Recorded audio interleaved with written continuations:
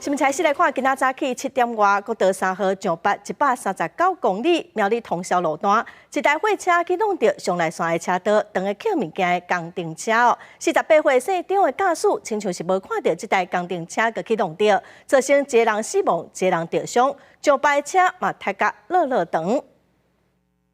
行车记录器翕到，时间风浪车慢慢驶伫咧国道上北的内底面车道，毋过后壁一台小货车直直驶过来，敢若是未符变换车道，直接弄到时间的风浪车。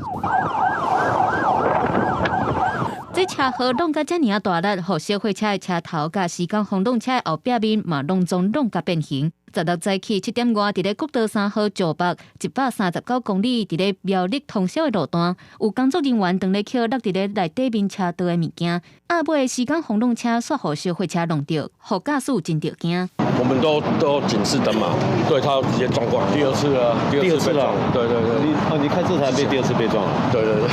救护车到场，赶紧将小货车顶头2个人送医，其中48岁姓张的驾驶无生命现象，急救了后由管死亡。 因那驾驶26岁后生，当时坐伫咧副驾驶座是受到轻伤。到达现场后，为以小货车自撞护栏，且1名伤患受困于驾驶座上，患者欧卡。小智货车疑因未注意车前动态，追撞于内侧车道进行捡拾掉落物作业，由承揽所驾驶之施工单位大智货车。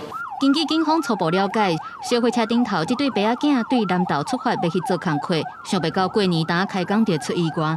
双方驾驶的酒测值拢是0。事故发生了后，造成塞车超过2公里长，大约1点多钟了后，就渐渐解套。针对事故发生的原因，警方也搁来调查。记者苗栗报道。